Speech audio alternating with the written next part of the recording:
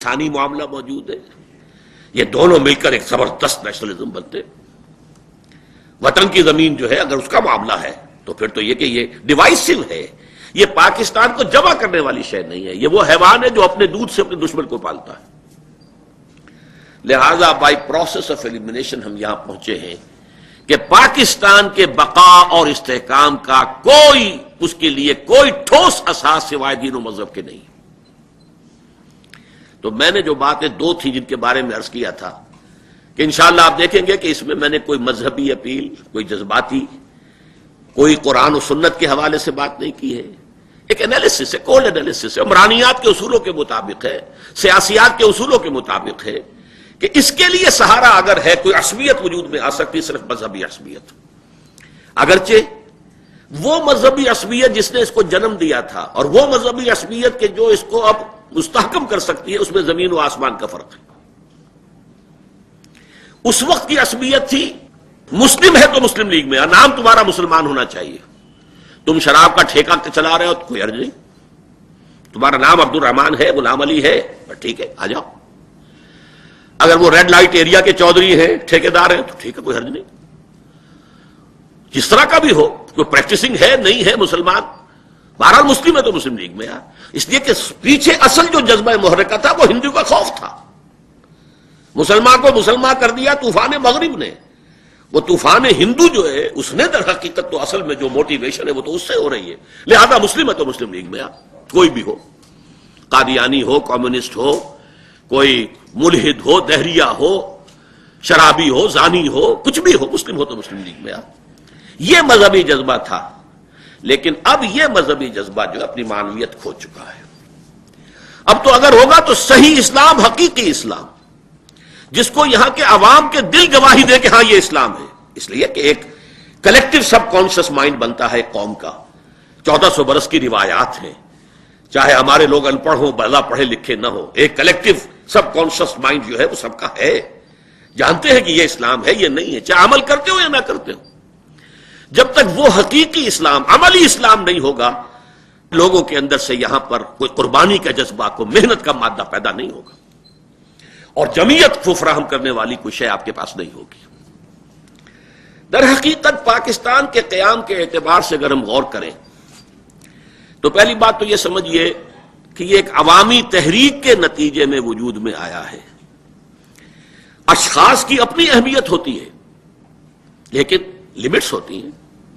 علامہ اقبال نے 2 اشعار میں ان چیزوں کو خوب نمایاں کیا ہے کہ یہ بھی ہے کہ فرد قائم ربط ملت سے ہے تنہا کچھ نہیں، موج ہے دریا میں اور بیرون دریا کچھ نہیں. لیکن یہ بھی کہا ہے کہ افراد کے ہاتھوں میں ہے اقوام کی تقدیر، ہر فرد ہے ملت کے مقدر کا ستارہ. اس اعتبار سے ذرا میں عرض کروں گا کہ یہ بھی بات سامنے رہے، افراد صرف وہ 1 2 4 آدمی پاکستان نہیں بنا سکتے تھے. اگر 1 2 آدمیوں سے کوئی کام ہو سکتا ہوتا تو ہر نبی اس دنیا کے اندر ایک اسلامی ریاست، اللہ کی حکومت قائم کر کے جاتا. نبی اپنی شخصیت میں کس قدر بلند، معصوم، ہر وقت اللہ کی ہدایت آ رہی ہے. لیکن نہیں، جماعت نہ ملے، ساتھی نہ ہو، اعوان نہ ہو، انصار نہ ہو، اصحاب نہ ہو تو کام نہیں ہو سکتا. حالانکہ 2 موجود تھے، حضرت موسیٰ اور حضرت ہارون، اور 2 ان کے ساتھیوں میں سے بھی یوشع ابن نون اور کالب بن یفنہ ساتھ دینے کو تیار تھے. لیکن نہیں، پروسیس وہی رک گیا جب پوری قوم نے کہا فَذْهَبْ أَنْتَ وَرَبُّكَ فَقَاتِلَا إِنَّا هَاهُنَا قَاعِدُونَ. تو ایک عوامی تحریک کے نتیجے میں پاکستان بنا.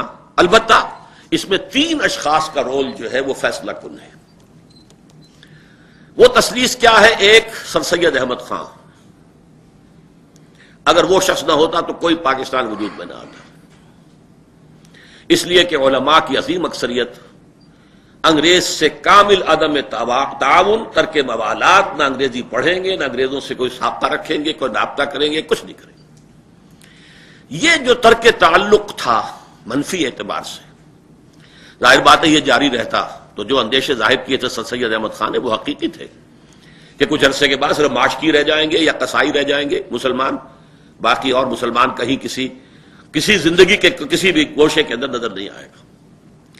تو اصل میں تو وہ تثلیث کا جو ایپیکس ہے وہ تو ہے سر سید احمد خان.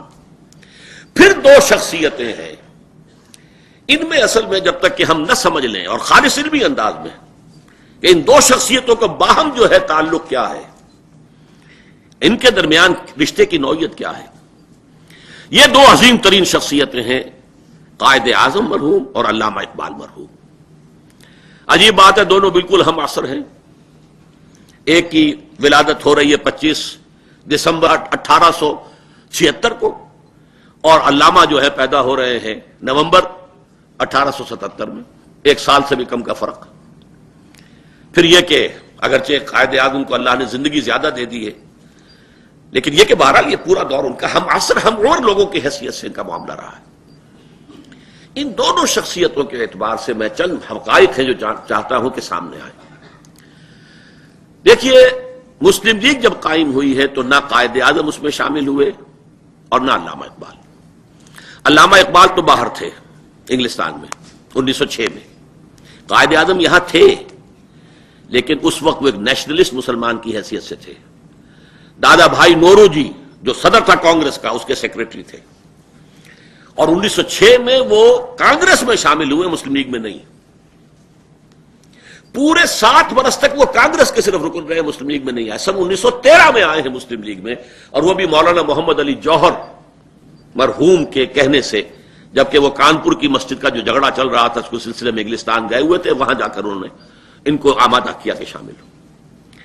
پھر جو شامل ہوئے ہیں اور کئی سال تک بیک وقت کانگریس اور مسلم لیگ دونوں کے رکن رہے، اور انتہائی کوشش کرتے رہے کہ ان دونوں میں اتحاد ہو جائے، کوئی فارمولہ طے ہو جائے، کوئی ایسی شکل ہو جائے کہ مسلمانوں کا مستقبل محفوظ ہو جائے، اور ہندو اکثریت جو ہے اسے جیسے کہ روڈ رولر ہوتا ہے اس طریقے سے اس کو پھیر نہ دے، ختم نہ کر دے، کچل نہ دے.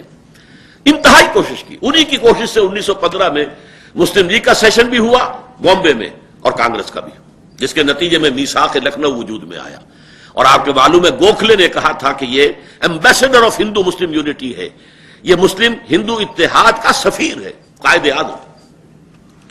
یہ تو اس کے بعد پھر یوں سمجھیے کہ ان کی زندگی میں چونکہ یہ قریب ترین ان کا مشاہدہ تھا، ہندو کی ذہنیت کو جس قدر قریب سے انہوں نے دیکھا ہے، ظاہر بات اور کسی نے نہیں دیکھا. کانگریس کے رکن رہے ہیں، اس کے اہم لیڈروں میں رہے ہیں، جو بھی معاملات ہو رہے تھے ہندو مسلم اس میں وہی تھے کہ اسپوکس مین تھے مسلمانوں کی طرف سے.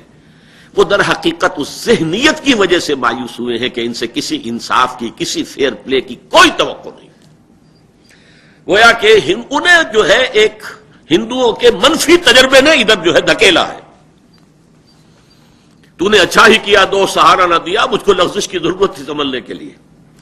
اس کے برعکس معاملہ ہے علامہ اقبال کا. یہ نوٹ کیجئے، یہ انگلستان جب گئے تو اس سے پہلے ایک شاعر تو تھے، لیکن شاعر جیسے شاعر ہوتے ہیں عام طور پر، گل و بلبل کی داستانیں بھی ہیں، ہجر و وصال کی داستانیں بھی ہیں، اس کے ساتھ ہی وہ ہندی قوم پرستی بھی ہے، سارے جہاں سے اچھا ہندوستاں ہمارا، اور ہم بلبلے ہیں اس کی وہ گلستاں ہمارا، جو بھی تھی نظم.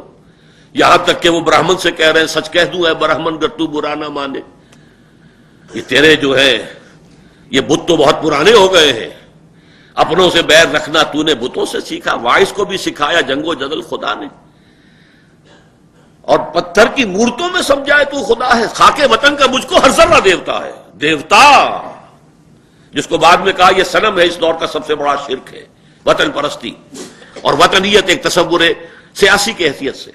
لیکن وہ دور تھا اقبال کا، بڑا چھوٹا دور ہے، مختصر ہے. عجیب بات یہ ہے، نوٹ کیجئے کہ اقبال کو مسلمان بنایا ہے مغرب نے. 3 سال جو انگلستان اور جرمنی میں گزارے ہیں در حقیقت قلب ماہیت علامہ اقبال کی وہاں ہوئی، اور یہ وہ ہے در حقیقت مشاہدہ جو میں سن 70 میں کر آیا تھا انگلستان میں.